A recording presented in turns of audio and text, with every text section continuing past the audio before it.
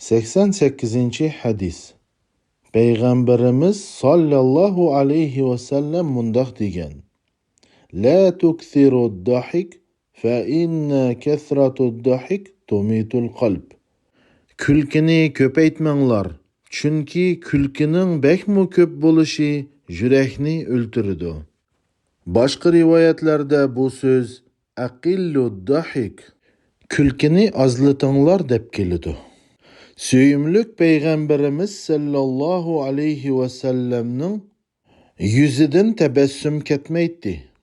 Bırak ünlük qaqaqlap külüşü toğrusida bir mi hadis kelmeydi.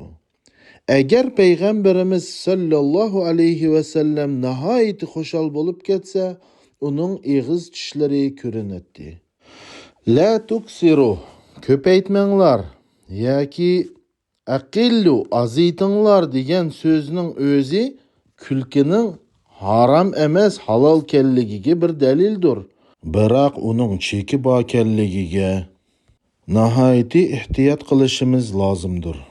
Bugungi kunda shaytonning qo'lida odam bolasiga qarshi qurol bo'lib qolgan internetni alsak, ba'zi bir odamlar atigandan kashkichang TikTok, Instagram, YouTube, Facebook ve shuningga o'xshash boshqa programmalar orqali hech bir foydasi yo'q, tugmas, putmas, hazil chaqchaq video roliklarni ko'rib, o'zining qimmatli vaqtini zoy qilib, Alloh taolodan jiroqlashidi.